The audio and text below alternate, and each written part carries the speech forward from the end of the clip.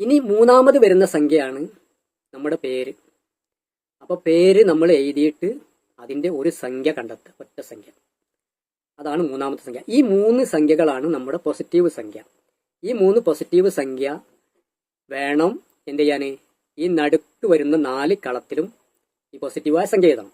അപ്പൊ ഇത് എന്തിനു വേണ്ടിയിട്ടാന്ന് വെച്ചാല്, അതായത് എന്നോട് പല ആളുകളും പറയുന്നതാണ്, നമ്മൾ അങ്ങോട്ട് സ്നേഹിക്കുന്നുണ്ട്, പക്ഷെ സ്നേഹം തിരിച്ച് ഇങ്ങോട്ട് കിട്ടുന്നില്ല. ഇത് നമ്മൾ ആരുടെയെങ്കിലും സ്നേഹത്തിന്റെ കാര്യമല്ല പറയുന്നത് കേട്ടോ. അത് നമ്മൾ മനസ്സിലാക്കേണ്ട ഒരു കാര്യമുണ്ട്. നമ്മൾ വിചാരിക്കും ആരെങ്കിലുമൊക്കെ പോയിട്ട് നമുക്ക് സ്നേഹിച്ച് അങ്ങനെ ചെയ്യാം ഇങ്ങനെ ചെയ്യാന്നൊന്നും കരുതരുത്. ഞാൻ പ്രത്യേകം പറയുന്ന കാര്യമാണത്. ഇത് നമ്മുടെ ഭാര്യ അല്ലെങ്കിൽ ഭർത്താവ്, അവരുടെ സ്നേഹം നമ്മൾ അങ്ങോട്ട് സ്നേഹിക്കുന്നുണ്ട്, തിരിച്ച് അവരുടെ സ്നേഹം നമുക്ക് ഇങ്ങോട്ട് കിട്ടുന്നില്ല എന്ന് തോന്നുന്നവർ, അങ്ങനെയുള്ളവർക്ക് എന്ത് ചെയ്യുക, ഈ ഒരു കളം കൃത്യമായിട്ട് നീല മഷിയിൽ വേണം എഴുതാനും. എന്നിട്ട് നടുക്ക് അവരുടെ പോസിറ്റീവായ സംഖ്യ 4 കളത്തിലും